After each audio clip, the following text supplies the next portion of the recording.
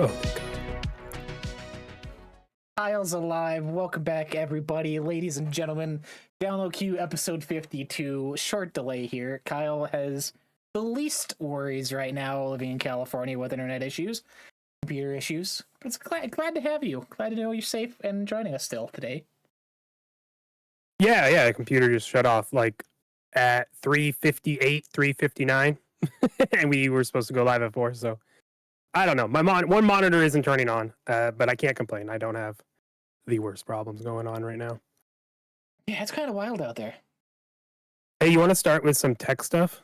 Let's start with Can some you tech stuff. right-click my image and flip me horizontal so I'm not looking out of the frame? Let's see. Look at this. I can. OBS support. If you should just have to right-click the source. My camera should be transform, rotate, flip horizontal. Flip. Doing this live, everybody. I know. I'm sorry I'm doing it, but I'm gonna look at that. myself. We're good. Yay! We're also, it's full on matchy right now. I like it. The XCast representation. Yeah, I kept my my office closed today. Smoke. It honestly is the clearest it smelled and looked all week, but there's still those hidden chemicals in the air, baby. Still wear a mask. There's still a fire going on. But yeah, I kept it closed, and it's cold. It is cold in my little office, which I am happy with. I will take your cold. We're finally over here. It's finally like actual winter temperatures, how it should be. Supposed to be like negative 20 tomorrow. Like this is right. This is the norm. Good to have you here. That's crazy. It's North Dakota. Good to have you here. Good to know you're safe. As I said, it's fucking wild in California right now. It doesn't stop the wheels from moving. Got a fun episode this week, hopefully. Kyle's gonna indulge us in some CES talking news. We got some rumors to round up. I even went back last night, if you saw my tweet. I spent about 2 hours last night, went through about 40 pages of some old gaming leaks and rumor site, and found a bunch of fun ones from like 2013, 2014 to look back at too. Because boy, things don't really change ever. There's stuff from 2013 that are still being talked about now. I'm like, we need something new, my guys. Huh. I'm intrigued by what you found. Good. But before we get into that, let's do a quick touch-in follow-up to last week's episode. We did our developer direct predictions, sorta. And we got the announcement since then. We got the actual lineup going in. Doom the Dark Ages. Both kind of predicted. South of Midnight. I'm personally surprised by, but I'll take it. Expedition 33. And this year, they only got those 3 with the 4th surprise icon on there. Which could still be a couple things. I'm still personally predicting they're going to add a 5th one in. Double the surprises, double the fun. We'll see. It's a solid lineup. It's expected lineup, depending on what the surprise thing is this year. Yeah, no, we knew this was coming. I love that Xbox is doing this as a yearly thing now, especially since it seems like the games that are in here should be, they're aiming for at least coming out this year. Avowed is the only one that is weird because they also were avoiding something. They didn't say like we need more time. They said we were avoiding like partly to just give it space, right? Or maybe I'm misremembering, but other than that, these games all should come out this year. And I think Xbox has the games, and it's only if they can hit them, right? They have the games to be able to have, even the secret one, 4 of the games come out in the first 7-8 months of the year, and have, the rest of the games be shown later in summer. I like the titles. I'm excited and interested on what this secret one is. In the past, it was Visions of Mana, and then before that, I'm totally blanking on what that other game was. But I believe it was another, not like crazy Survey thing. It was Hi-Fi Rush. Oh, okay, so I was wrong. It was a crazy shadow drop of a thing. So we've had some variants there with the last 2. So it's not surprising them having a secret thing. There's a lot of studios that they're under Xbox that we don't know about. There's a secret a secret Bethesda studio that is under, or I think it's under ZeniMax Online technically, that they've been not doing much since 2021, if I'm remembering the date right. There's Roundhouse Studios as well that Xbox picked up / partnered with that we haven't heard from. So yeah, I mean, they have the games, and I don't think it's something we've heard about before. I think this is an unannounced thing that I don't think it's like a shadow drop at all. This one might slip to fall, but we'll have to see. So, quick clarification on the one that you mentioned. Roundhouse was part of the 4 they quote unquote closed down last year or the year before, and they've been folded into online studios working on like Elder Scrolls Online and stuff. But don't necessarily think they're doing their own new thing as of yet. Gotta get it. But the studio isn't closed down, No, it was is just it? folded in. It was like absorbed into ZeniMax Online. Yeah, because it used to be. So I did research on it. It used to be Human Head Studio, worked with on Prey and a couple other fine games. And then yeah, it was a weird one where they just changed it up, the name to. They didn't close the studio down. They just got the name gone and then rehired everyone under Roundhouse Studios. But yeah, haven't heard from them. It was good. We both did videos on YouTube. Check those out for further deep dives into predictions. I had to laugh because obviously we were both going to do it, but we posted ours without knowing within like 10 minutes of each other. Perfect timing. I loved it. Good time. Yeah, we.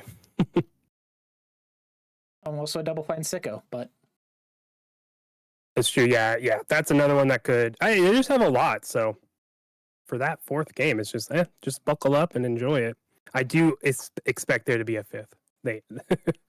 I almost at this point, with how much they have going on, I would have to look at like kind of the lineup in studios right now. But I could almost see them doing this like as a twice a year thing, as far as the direct goes.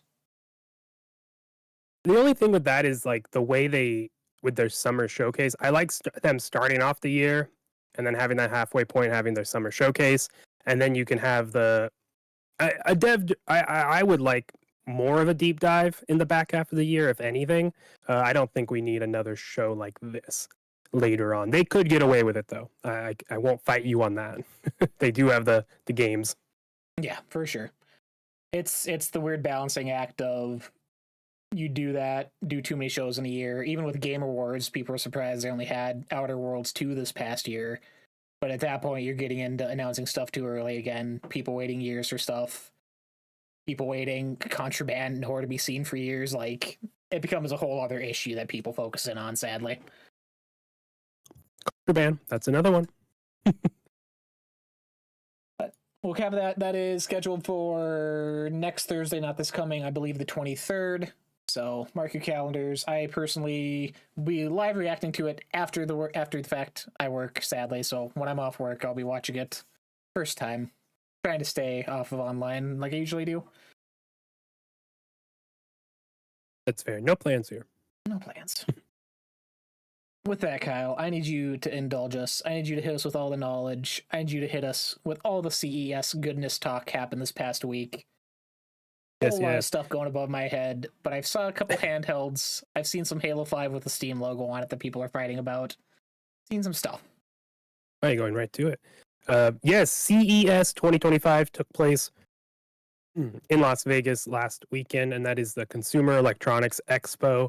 It's where all the tech companies get together and show off stuff. If you've ever seen the foldable Samsung TV or robots walking around your social media feed, it's probably because CES is going on, or people are showing stuff from that. It's a very big expo. I really want to go. I would love to go at some point. Putting that out there, that is a goal to get to CES. I love it's so interesting, all the tech stuff, and then half the stuff is just dumb too, because they're just like prototypes and they're just seeing if they could do it and trying to get investors. It's fascinating. But for us, we're talking about the gaming stuff. And honestly, I mean, there was a lot of stuff, but not a ton of gaming things. But we did get new GPUs announced from NVIDIA, which we thought.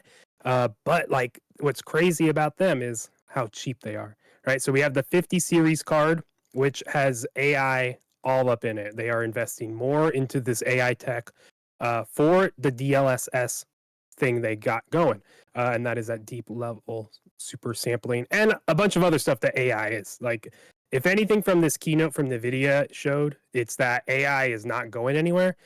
Generative AI, like images and like, I need help writing a paragraph. That is going to be here, but that is what it is, right? This level of AI is different, and it's actually like taking the workload off of us as humans doing stuff and freeing up time. Like, right, that's where AI is cool, but it does get scary. Anyways, these cards are insane for what they can do performance wise and keep the price down. I mean, at the top of the line, you have the 5090, which is $2,000. That's not for you and me. It's not for an average gamer. It's not for us, right? But if you go all the way down and look at that 5070 Ti and 5070, that is where this shit is really, really cool. The 5070, their lowest card, they're saying it is equal to the 4090 performance, which is the top of the line card they have out right now. And that's only for 550, which that's not bad for a brand new graphics card. That's going to make the other series goes down. So they figured something out to get, in my opinion, the price for a brand new graphics card not absurd, right? For PC gaming and what these are doing, this is not absurd to me. And they have, outside of this stuff, they also invested in the DLSS 4, which doesn't just help the 50 series cards, which the last couple, like DLSS 3, really only benefited the 40 series card, right? Like my 20 didn't take advantage of anything that was added with that, but DLSS 4 does have some benefits that go all the way back down, but you're only going to take advantage of the really, really nice stuff with that new technology if you have a 50 series card, which specifically DLSS 4 does introduce multi-frame generation. Before, that AI, that DLSS was only adding like 1 or 2 frames, 1 frame between every frame, so it took that load off of your computer. It's like doubling what it used to do now. So they showcased, it was like Cyberpunk full ray tracing at 70 frames per second with nothing else on. They bumped it up on the I forget what card specifically, one of the 50 series, and they're getting like 217 frames just with that DLSS on, and that is with full ray tracing. So we're gonna, I mean, hey, if you're able to get this, if you have a rig that can plop this in, you don't have to upgrade like I would have to. You're gonna get some crazy looking games, and what excites me more is this level of tech is rumored to not only be in a Switch, but is also, hinted at, rumored that Xbox might have something their own proprietary, or maybe they're just partnering with people at this point. That is what kind of where I go from with this conversation. With the cards are cool, they're expensive. I love the tech. I haven't been able to go hands on with like the newer cards, so like it's just get to look through a window, right? But seeing where it's going and the price, like that gets me optimistic for a Switch price, and then that integration within the next slate of consoles and such. So with all this, for people not in the know, me, people listening, we see the new cards available starting January that they announced already this past week. How fast does this stuff become? I see they sell out every year. Like, this stuff is gone immediately, no matter the price. Like, how fast is this stuff incorporated into PC games being updated? You mentioned consoles. Like, is this something Xbox, PlayStation, Nintendo would have known about before? Or is this, like, years ahead of where they're building off of already? My understanding is, and this is where we toe the line of what I fully know and recognize and understand and what I don't. But it's my understanding that DLSS stuff has nothing to do with how you build the game and how a developer makes the game. You put the game on, and I guess if they option it yes or no, like the tech, it's just doing it all in the card. Like the game still has to say yes or no, but I don't think the vast majority of benefits necessitate a ton of optimization. But I could be totally wrong on that. For what a console would be, I would imagine though, when you're, the PS games and the Xbox games, especially Xbox might be a little harder on this.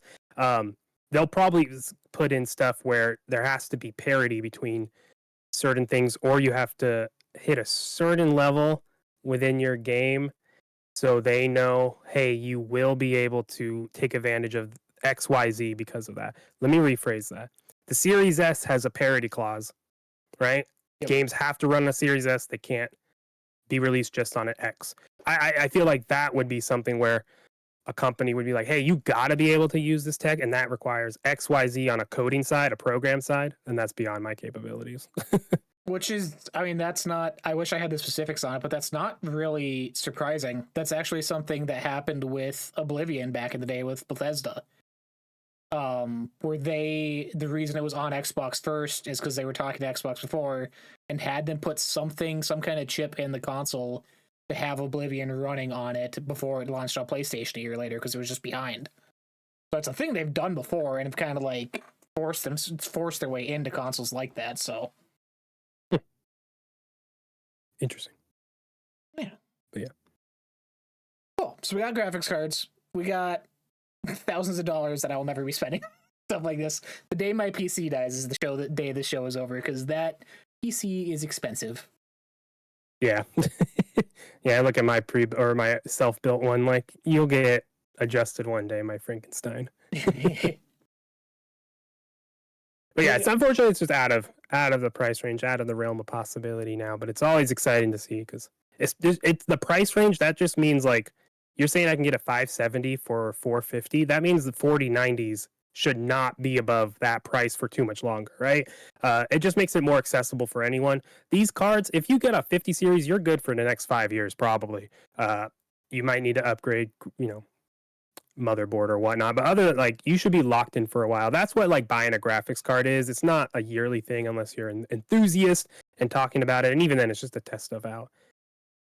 Yeah, it's not very like this is new this year. They do it every year, but it's not as you're not forced into getting it. It's not a required upgrade every year, thankfully. Like you said, you get one of these now, 5 years, you're good at least, and even then you can, unless you want to stay tip top of what you're getting output wise of it, you're good for X amount of time afterwards.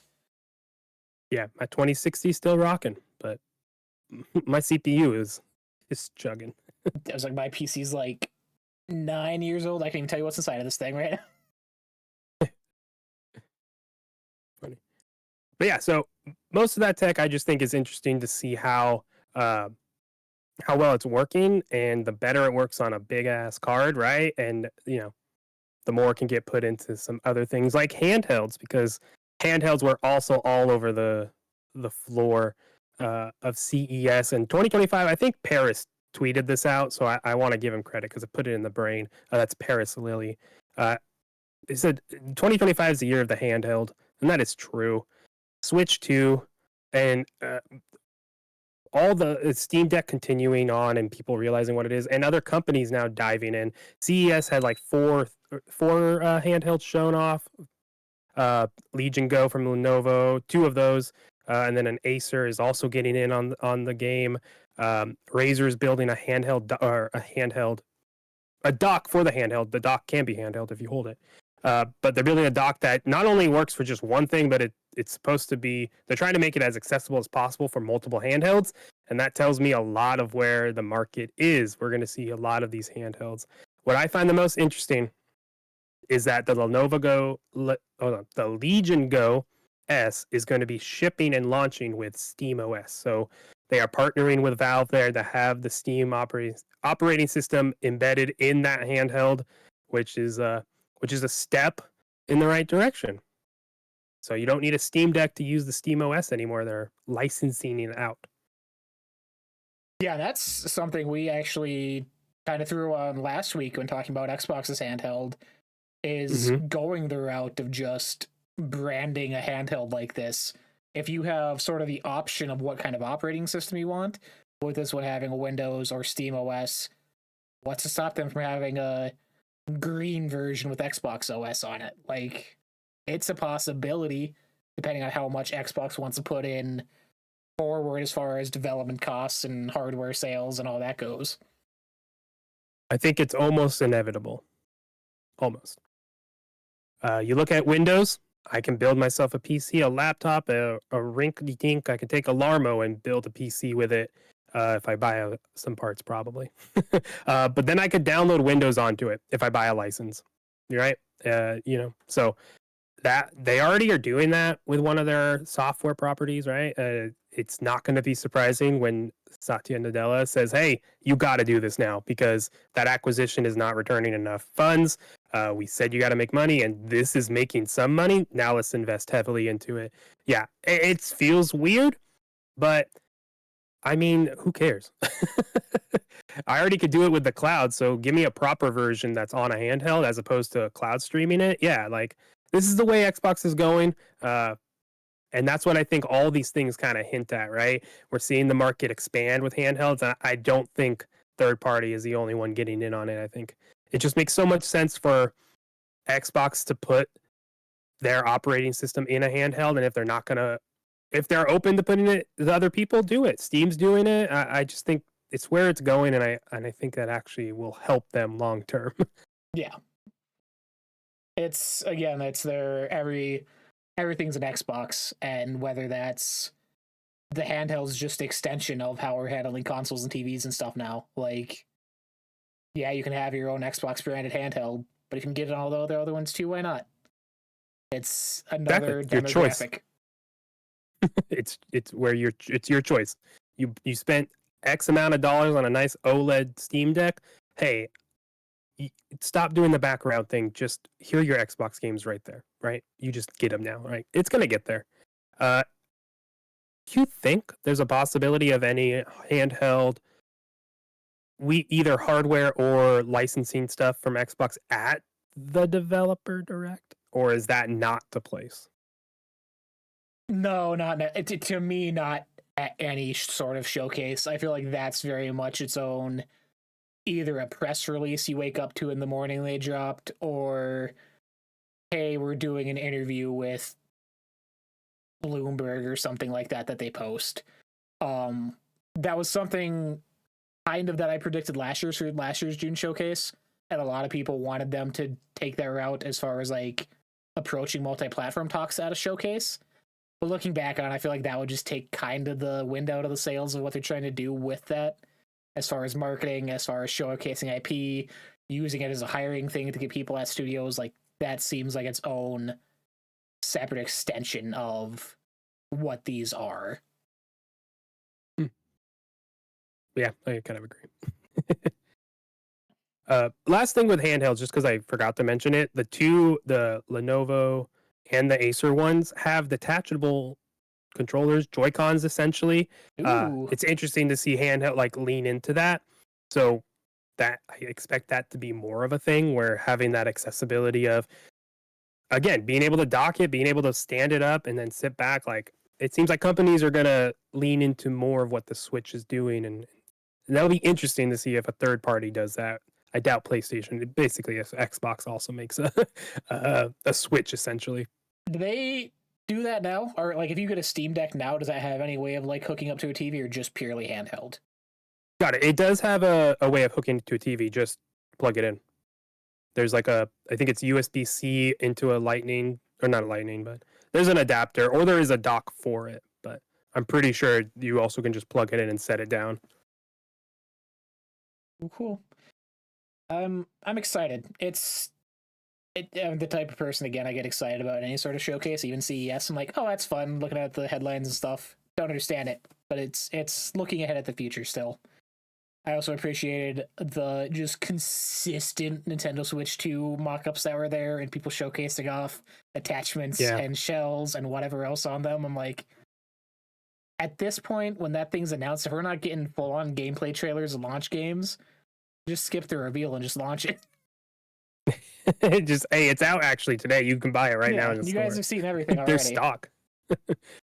Yeah, no, the leaks were crazy, especially because, to clarify, CES, there's I forget the company is exactly the name, but there was a accessory company walking around with essentially what they were saying is the mock-up of the new Switch.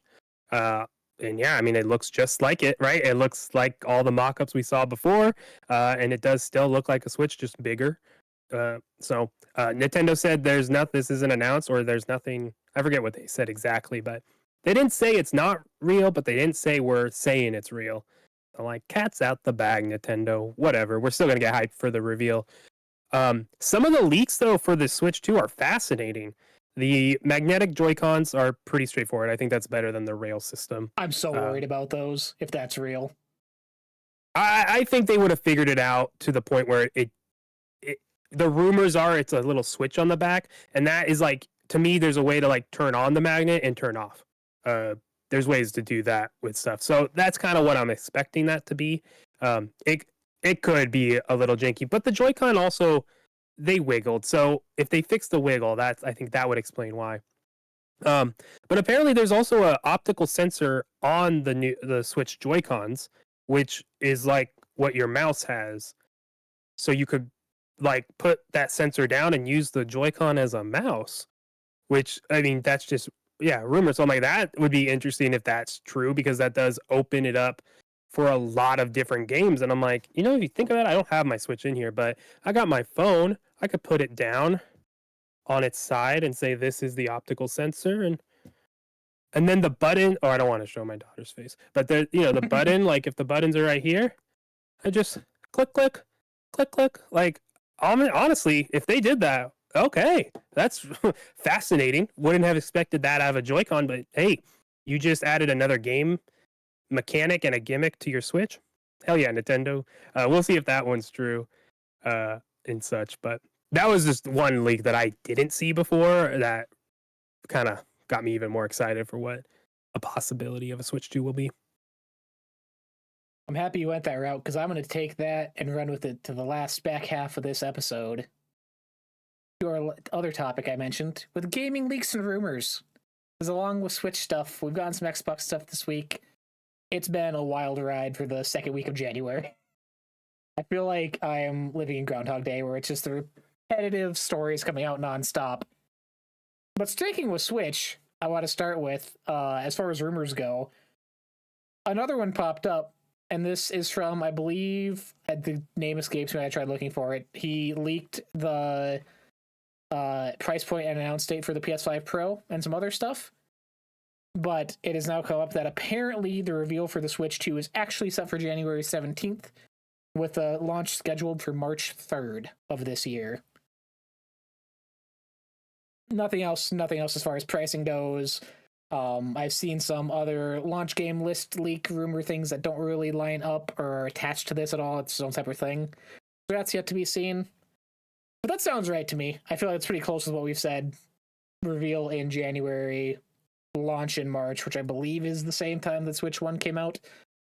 So that sticks to par for the course and gives them a full year of launching launch games, getting a fall lineups ready and scheduled, and then getting the future look-aheads out there.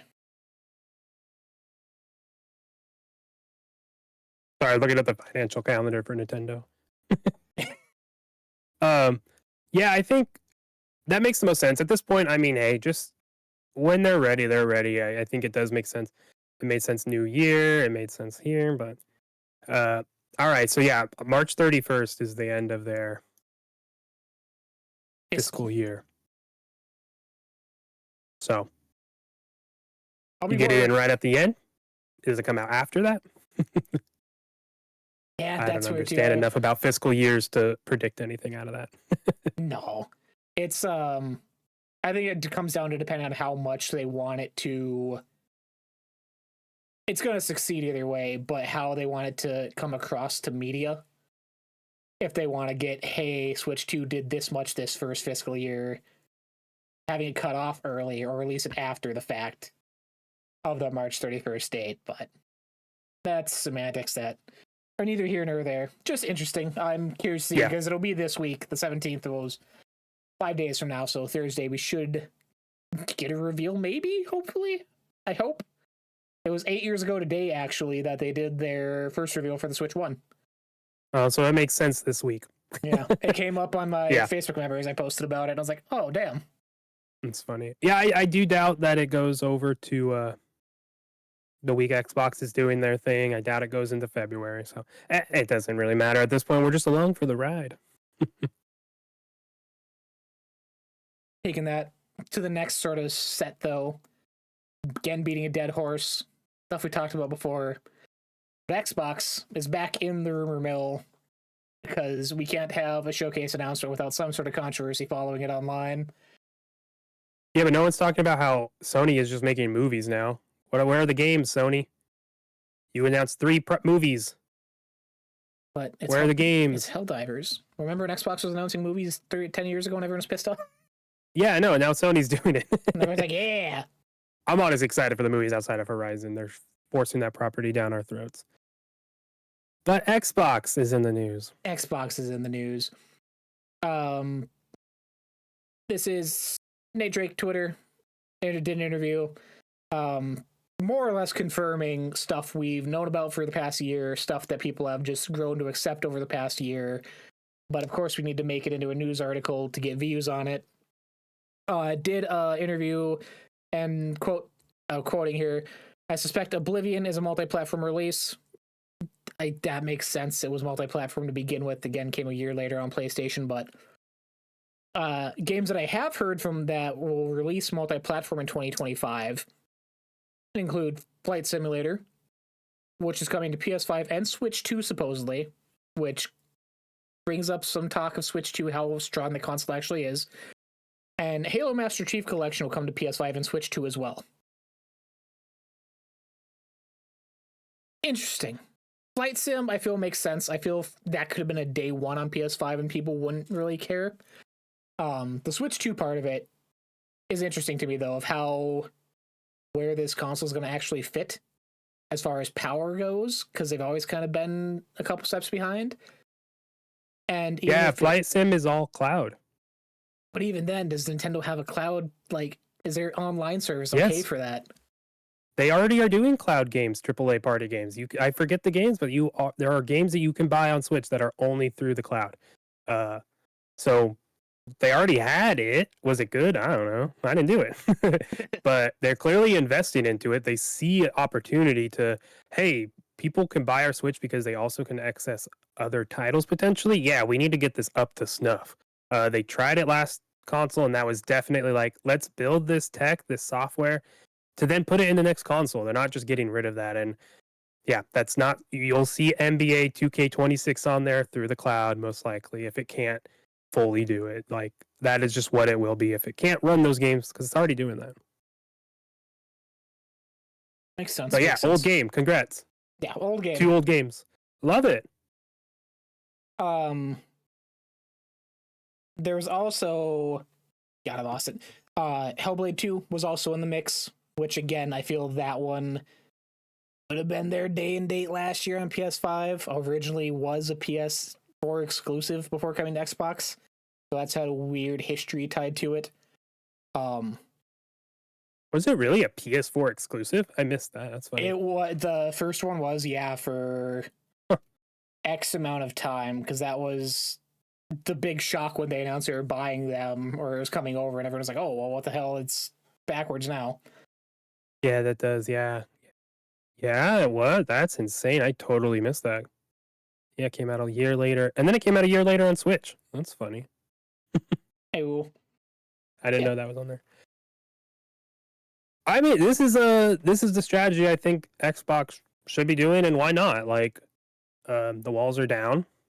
PC and Steam have been loving everything they've been making with everything. Everyone references their Steam count because they're everywhere, right?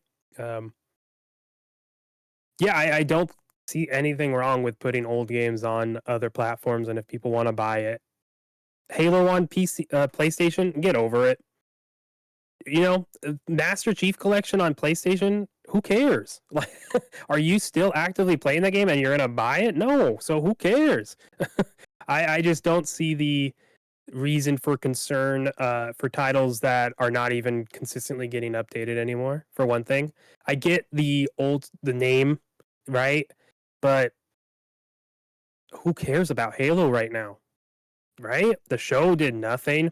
Infinite, you come back for maybe a multiplayer update, but come on, even then, like, it's content creators like and their Forge editors making reasons to come back to the game. Their most recent patch had 11 maps, one of them made by a developer, and they were all made in Forge. Like, that's not bad at all, but I'm like, where's the state of Halo? get more people on it, get back to what Halo was in that Master Chief Collection, and people are going to be itching for it. And when you have that reboot ready to go, guess what? It's not on PlayStation day one. That's where I think that is where I would be a little oof, is if the brand new Xbox Studio games come day and date on everything, PlayStation, Switch, PC, Xbox. That does change what Xbox is, 100%. But as of right now, I think the game is timed exclusivity, and you just are paying for a subscription for whatever platform you want, or you're just paying for the ecosystem, for the platform itself, for the benefits of each platform. If you like trophies, you're going to lean with PlayStation, right? Or if you already have your catalog, you're going to stay there anyways. So let's just come to you. But if, hey, you don't want to buy an Xbox, you don't want to pop on the cloud with Game Pass to try out the new Halo because you played Master Chief on PlayStation, that's okay. We'll see you next year, and you will then get the next Halo. I think that is fine. And that goes for all Xbox Studio games. Fable, Perfect Dark, 1 year exclusivity on console, and I think that's okay. But it's changing. You need to go where everyone's going. They're not moving out of their own ecosystems, out of their own bubbles. So it just is what it is. I don't think that's bad either. I think it's better for us as consumers. It is, and there's actually something tied to the Master Chief Collection going over that I've seen some people discussing, and I can honestly see from both sides where I'm like, that leads a weird precedent too. From the past year, Master Chief Collection has pretty much been thrown to the side, not getting regular updates, hacks and mods and whatever else is running rampant. Like most multiplayer games are modded lobbies, so it's hard to even enjoy it. And people are taking this as, oh, we have to put Halo on another platform for it to be updated and taken care of and make it good for the new people coming in, where people are still actually trying to play it and support it have been given bones for the past year. I'm like, that's kind of, if that's how that rolls out, I would be kind of upset, because I get online stuff like that. It costs money to keep up to date. It costs money to keep servers going. And if you have a new batch of thousands, tens of thousands of players coming in, like, yeah, you want that to run smoothly. But if it comes at the cost of leaving the people who have been there kind of shat on, that's kind of scummy for me, personally. But wouldn't the servers in, like, if it'd be an issue if the servers were shit for everyone, if it's everywhere, right? But if they're gonna fix it, what's the issue? They're now investing in a game that they haven't been for the last couple of years. Like, I don't know. Fix those servers.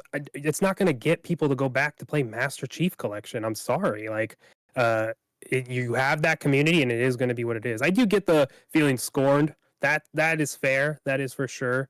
But I also think that's just looking at it in a specific way, right? It's choosing to be upset about it and not just understanding the logistics and the reality of, yeah, that game's really old, and that user base, they are not making enough money off the user base that would invest in that game if the servers were better, in my opinion.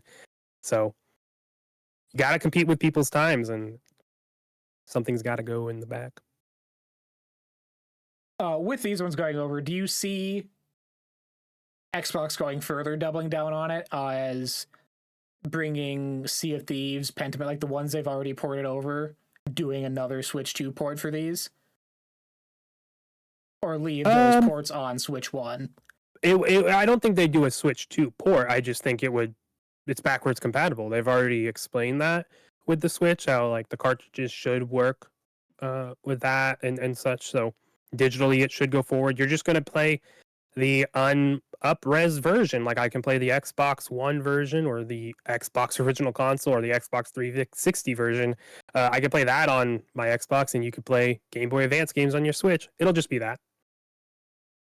So you just won't get, it'll load faster, of course, right? It'll do those hardware things, of course. Pokemon Violet shouldn't look awful. Shouldn't. Keyword. It shouldn't. But yeah. Yeah, no, I do think Xbox needs to get ahead of it, though. Like, and I think that's possibly what part of the developer direct will be. Like, include kind of what their plans are going in the future. You don't want a repeat of last year where They said some stuff. They freaked out, had to do a town hall meeting. Like, they were on the back foot all last year. Just be confident. What you've said last year is what you did last year, and now I don't understand people's confusion with Xbox, because I feel like they're telling us exactly what they're doing, and they've done that. 4 games, and we're not doing that, but we will see. Oh wow, it performed very well, so we were going to adjust, and now Indiana Jones is on PlayStation. Cool. Like, I think they've just done it. Just to appease console people, just keep your Xbox Studio games for 1 year. just for 1 year. Something. And I'll be happy. What I've said too. I'm like, at first, like when this all started happening, I was very much on the side of being upset. Like, this is dumb. Why am I on Xbox brand still? But like, now that it's happening, accepting it, whatever. As long as there's still something, and I don't think Game Pass is going to be enough for that forever. But as long as there's still something to stick on the ecosystem and play it there first, or I don't want to say Game better, because I Pass. don't want them doing hindered versions on other places, but something for the ecosystem that has been here. I think that's day and date, and it's cross save, and it's play anywhere. I could load up Starfield on my PC and have all my saves and all my modded saves right there ready to go. I just have to press enter, confirm as it asks me if I want to load the stuff, and there we go. Like, that across all their games. I'm playing Indiana Jones on both my S and my X, and that just works, right? That is what you're getting, all that stuff. And that has been there since the Xbox One generation. My 360 saves are still there. That has been in place for a long time. And I think that's what you're going to buy to. It's going to switch off of who has the exclusives, and it's going to turn into what's the better platform. And in my opinion, it's Xbox by far. But of course, I haven't spent a lot of time in the PlayStation platform. But with how I live and how I game, Xbox, like, yeah, I can't imagine doing it, playing games other ways. Yeah, I hope that stuff continues to improve, though. We mentioned it here a couple times, but like, you being able to use all that sort of stuff and like cloud gaming and stuff, awesome. Me here where I'm at, like, it's not really viable or a way to play games.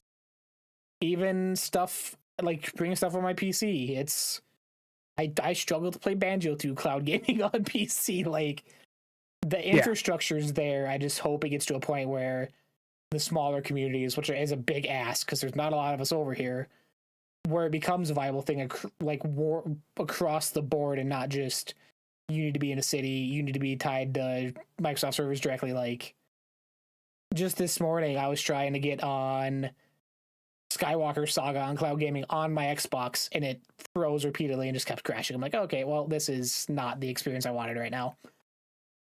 Yeah, which is just totally due to where you live and your internet infrastructure there, which is just a variable that is unsolvable by Microsoft unless they say, we are going to help the country and invest in high-tech internet infrastructure everywhere. That's not happening.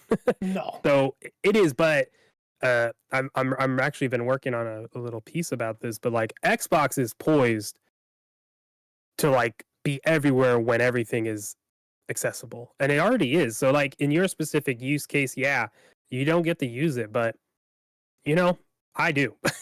And a lot of people, especially in the metropolitan areas, or people who invest in like satellite internet and shit, like, yeah, they just say, oh, I want to try this game on Game Pass, play it on cloud, play a couple minutes. Oh, I like it, I'm going to do it. I don't like it. Oh, I'm going to move to the next one. And eventually, yeah, we'll be able to just pull out the phone and then do it, because that's just how phones are progressing too. There is that variable, though. You are a gamer that plays and invests in it, and there are a lot of people like you that it doesn't benefit. So what else is on the platform? I still would say a lot. I get the cloud. I just don't think like cloud gaming is their end all be all either. I just think that's one avenue. Just like subscribing to Game Pass is one avenue. Buying a console is one avenue. Getting your games through PlayStation eventually is one avenue. Like, why not be everywhere? It's worked with Microsoft or Windows. Yeah.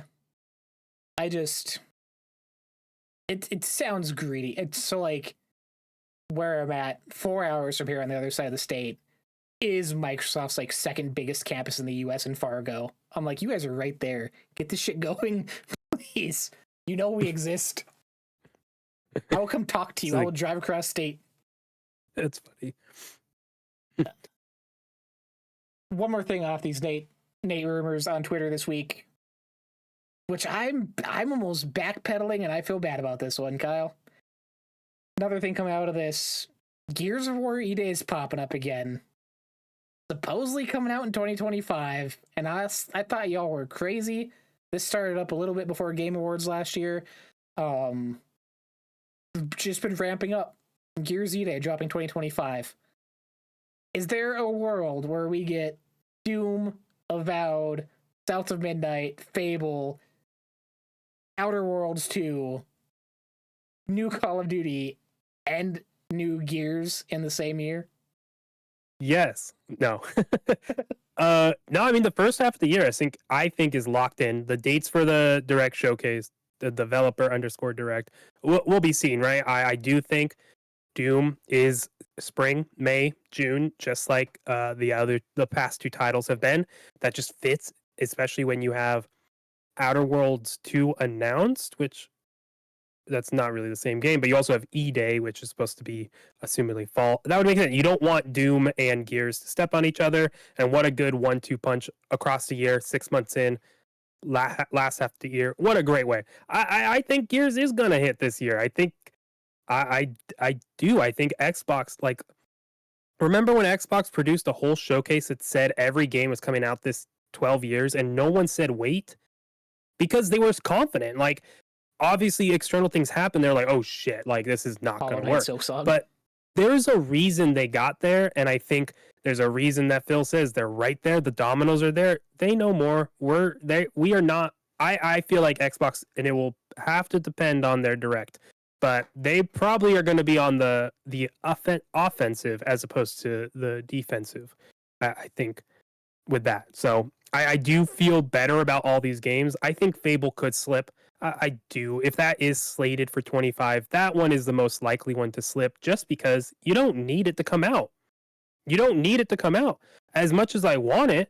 But if you're looking at the cadence, like, all right, you could get away with that. But if Outer Worlds slips, all right, maybe Fable is in there. Like, if you look at the cadence that they had, they said once a month, they went back to once a quarter. There's no reason they can't do multiple months in a row with big titles and have some months off and back and forth. Like, it's just going to ebb and flow now. But I do think, like, yeah, the dominoes are falling this year. It's a wild time. I am not physically prepared for the time investments for all these things. Usually, yeah, we'll have to divide and conquer. Right? Usually, like one or two, I'm like, I could skip that. But most of these, like Outer Worlds 2 is the only one I'm like, I could probably skip that. The rest of these, though, like, I want in. I want to be there. I'm invested in all these. Give them to me right now. Yeah, no. On paper, yeah, they're all right there, and we still need to see Fable. We saw wink wink gameplay, but give me the HUD, right? Let me see what the game's gonna look like, because like I'm not convinced yet fully because you haven't shown us. But that's kind of why I just don't think that one could hit. But again, it might be a Avowed choice, right? Like, hey, let's just bump it. But they have been working on it for a while. They have. Like, Playground also is pretty, like, regimented and pretty good with their releases. So how long does this gestate for? Are we past the COVID delays and figuring out how to work hybrid / remote? Like, I think we're past all that. I think now 2025 is the beginning. We get the fruits of all those labors, not in a delayed sense. No, I would imagine too. Playground's the wild card too, where, yeah, they have Fable, and it's their first kind of branching out from car racing games. But there is still people who are like, they have two teams. So there's the Fable team, there is still a Forza team. So is there a chance of creating a Forza Horizon this year as well as Fable, and them and Obsidian are dropping 2 games in the same year? Like, it's wild. It's so exciting and stuff to be pumped for. But like when you look at it, I'm like, oh my god. Too many games, not enough time. Most definitely. And that's not even counting any Switch stuff, because I believe the games should be backwards compatible to a degree. So I don't know. There's that. And then whatever PlayStation has cooking, like there really is not a ton from them that we have rumored. We have TV shows. We know Bungie apparently is doing. They had a gummy bear project that they've been working on, and that is apparently a Smash like game, a fighter game that is now not even under Bungie. It's a whole new studio under PlayStation developing that now. So that is fascinating if that or whatever, however true that is. But like Sony still has stuff, and I think we will be seeing something from Sony this year. Do you think they wait till summertime E3 season, or do you Sony? think we'll see something before? Yeah, Sony. Like, Yeah, I would almost guarantee it's summertime. so you don't think earlier though? You think they'll just sit and wait and rest on the laurels for that long? Yeah, because honestly, I could see before, like, if we get a showcase proper that's been gone for like 2-3 years, I would say summer. I could see another state of play, early in the year, March, April time, which is what they did last year. It was Concord Reveal. We talked about that before. I could see a state of play, but as far as What's like, as far as unveiling their hand and showing the rest of the studios, I feel you almost have to wait. Get because they're gonna have to do something with Death Stranding 2 if they're still helping market that. They're gonna start ramping up that for marketing. Intergalactic and Ghosts of Yote are their two knowns, which I don't think Intergalactic's this year. No. But there is some other stuff that has come up, which brings us into our next part of rumored stuff that supposedly has been in development for a while and people are waiting on. You mentioned Gummy Bear from Bungie, which that came up. I remember that was the first it came up last year when the stuff about them having to make targets or get like fully taken over by PlayStation as far as the board goes. Like that sort of came out then. And you mentioned Super Smash Brothers MOBA hybrid, supposedly, which sounds wild to me. I can only hope that's a PlayStation All-Stars Battle Royale 2. Please, God. I would kill for that. But another one we talked about last year, which if it is happening, I feel that could be a good summer thing for them, is the God of War remakes.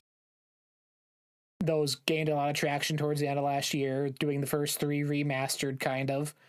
So does that fit in somewhere? Bloodborne remake, is that ever going to actually happen? People have been waiting on and rumored, and they're just using it in marketing trailers, and it's gone. They have so many, just multiple pieces that are just question marks that anything could fit anywhere, and it's like, what are we doing? Why are we doing any of this? It's hard to say, but yeah, I would say for sure summer showcase, I would put a 90% chance on. Yeah, no, I think I can agree with that. Because yeah, you have stuff to show. Yeah. No, I agree with a lot of what you said. Don't really have much to add to that. I don't think a Gears remaster would do that much. Or not Gears, God of War. God of War. That's cool. I think the character is drastically different now. And even if you bring in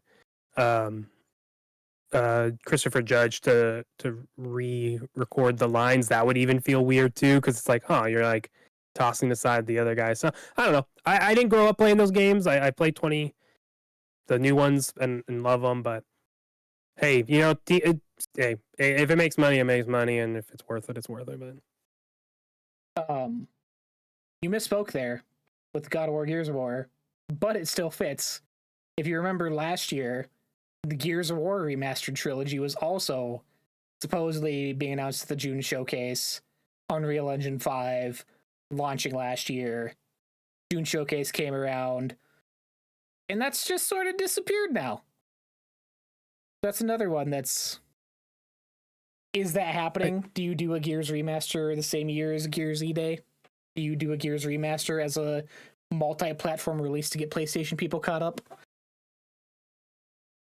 I mean, yeah, if that's the plan, but I just don't think you need to do a remaster of these games in Unreal 5. I just don't think you need to sit and do it.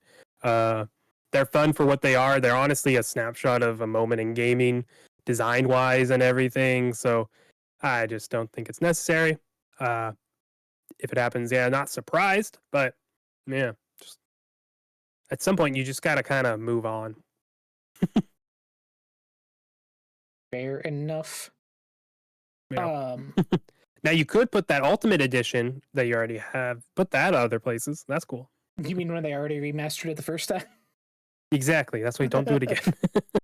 Yeah, it's the Gears of War one. Even last year when it came up, I was questioning. I was like, why is this needing to be a thing?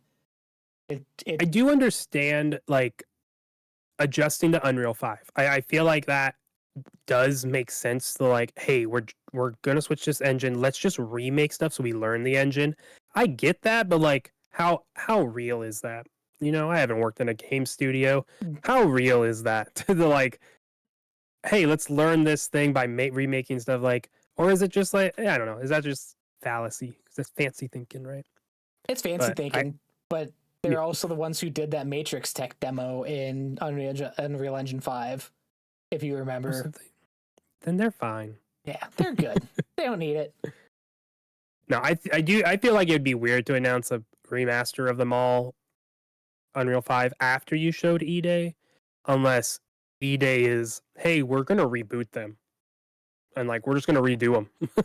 We'll follow a similar story, but we're just gonna redo it from ground up and like starting with E-Day, they come out, let's move on. Or just leave the franchise behind. Fair enough. As mentioned, I pulled up some other stuff to look back on the rumor talk. A big one from 3 years ago, Kyle, and it matches with our graphics card talk earlier. NVIDIA GeForce had a big leak 3 years ago with a bunch of unannounced titles, some of which have happened, some of which have not. Stuff like Demon Souls was there, God of War coming to PC was there, Helldivers 2, Uncharted, Gears 6 at the time, which 3 years ago you would presume that was E-Day. That has now been announced. Project Holland, which turned out to be Fable from Xbox. Project Typhoon, which turned out to be Contraband from Xbox. Avowed was in there.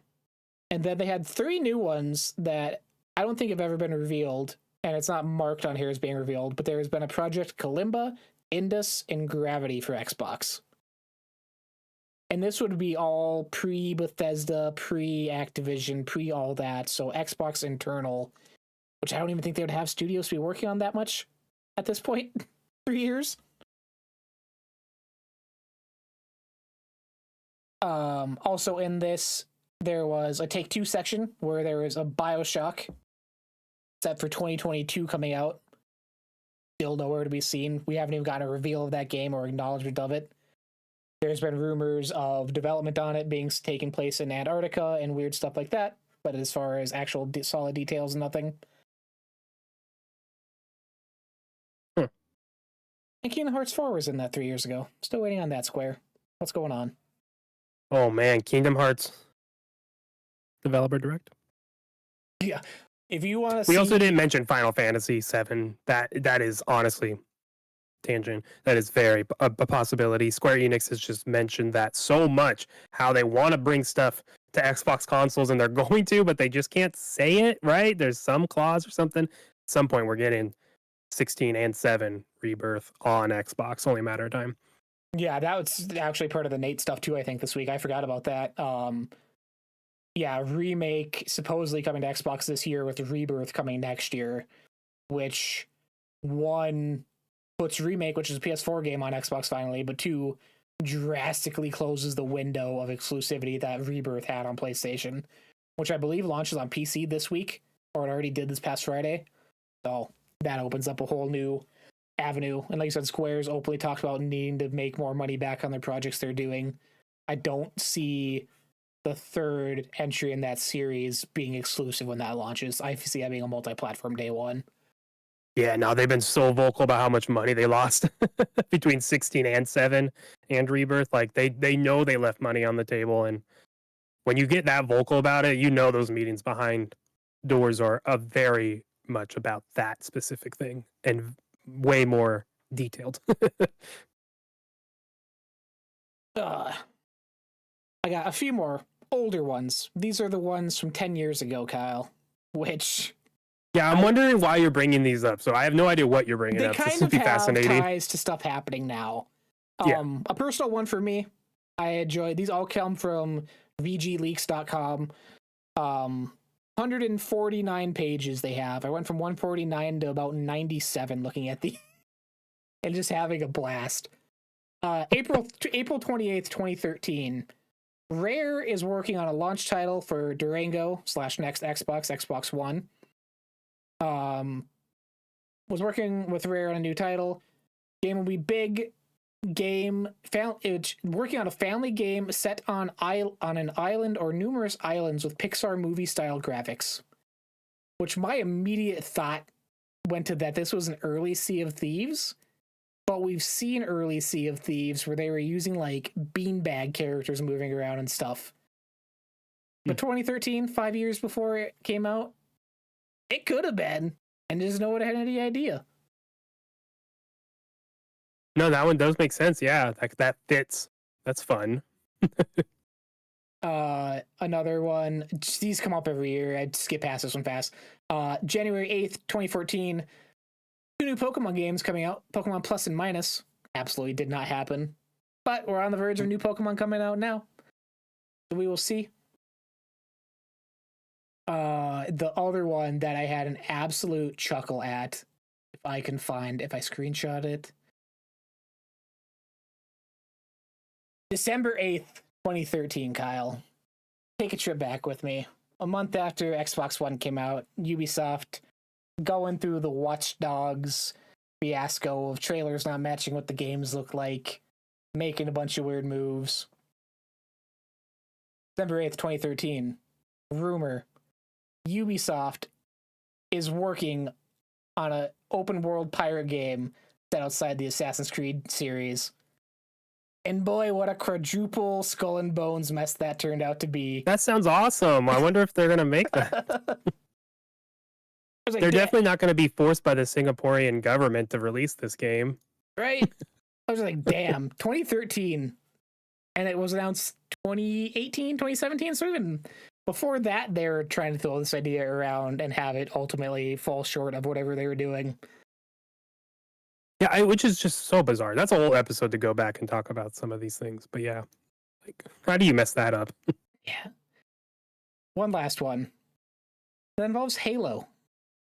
Which I think, after thinking about this, I think I know what this one turned out to be. I cut off the date on this, but this was also that late 2013 era. Korean Games Rating Board leaked the existence of Metal Gear Solid: The Legacy Collection. Which, true, that happened.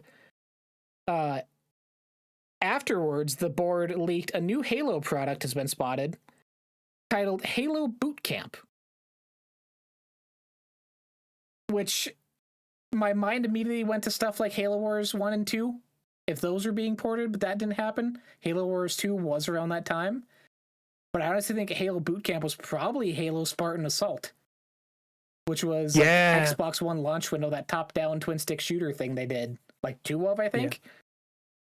Yeah, they did 2 of them, I believe. Yeah, no, it wasn't awful. It was bad. It was interesting. Fun to look back on. Stuff that has happened, stuff that was being talked about 10 years ago that came out to mixed reviews. Oh my god, yeah, I'm just on the VG leaks now, and like, yeah, Destiny Alpha gameplay leaked. Oh my gosh, I remember that. Fascinating website. Did not know that was a thing that existed, so thanks for sharing that. So that's really interesting. Just all the leaks.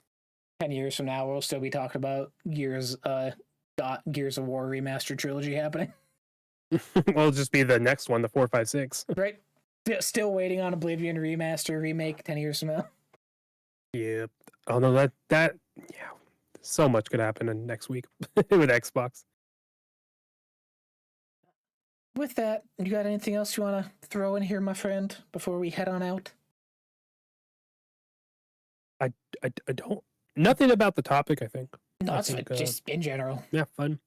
A lot of stuff coming in. We'll be here for it. But yeah, doing more stuff on YouTube. Got a weekly. I am committing now to Wednesdays, so I can at least be aware of what NXT is doing. But I'm doing a weekly wrestling show, Tangential Wrestling, over on the not the podcast, over on the YouTube channel and on Spotify, because why not? I don't know why I uploaded it there. But yeah, we're gonna be doing that, and that's it. There's other things I'm writing and working on, but that content will come up when it's up. Did you like the Raw debut on Netflix? I'm pretty sure they are doing a 1, 2, 3. If you go on their website and buy tickets, the first 3 episodes are titled the first episode, second episode, third episode on Netflix, right? And then it goes back to Raw, Monday Night Raw. So I do think Ooh. we're gonna have to look at a 1, 2, 3 punch. The first one was all, hey, just like look at us, Netflix. Thank you so much, executives. Thank you for believing in us. Hello, pat ourselves on the back. I'm Dwayne. I'm not The Rock. Get out of here. Take 5 minutes. The show started off with 5 minutes of Dwayne The Rock Johnson walking to the ring. And like, you know why people don't like wrestling? You don't want to know how to turn them off? Take an hour with just Dwayne and one match. That's my complaint about Raw on Netflix, was just how they booked it. But other than that, I'm all in on wrestling. That's all jokes. I went into a little bit of a character there. No, I think it was pretty decent overall for what it was. It got me back watching. I tweeted it was the first time I've watched an episode of Raw in 6-7 years. Like Which is crazy. I'll keep up on Twitter as it's going through the night, like seeing if anything's happening. But as far as sitting down and watching, first one. If I return next week, who knows? Tomorrow, not even next week. Yeah, tomorrow. Oh, tomorrow's stacked. They got a stacked show. They got some great stuff. Perfect. I think tomorrow's episode is going to be significantly better than last week's. No Hulk Hogan getting booed out of the building. Oh no, that was the highlight though. Yeah, he got booed the hell out. But yeah, check that out, Kyle's channel. As I mentioned earlier, we both did further predictions on Xbox Developer Direct. Check those out. I this past week did the thing. I finally got my first actual edited review for Silent Hill 2 out. Starting the year off with video content, be doing more of those. I don't know if I'm going to be doing them for every game because that'll be too much. We're on the 12th of January and I'm already 2 games down for the year. Knocking these out. Oh, yeah. But yeah, doing that, doing podcasts, predictions, good time. Coming up this week, we will be... I need to get a hold of one of our people who does not use Discord too often, but podcast next week will probably be on Saturday/Friday, not the normal Sunday time.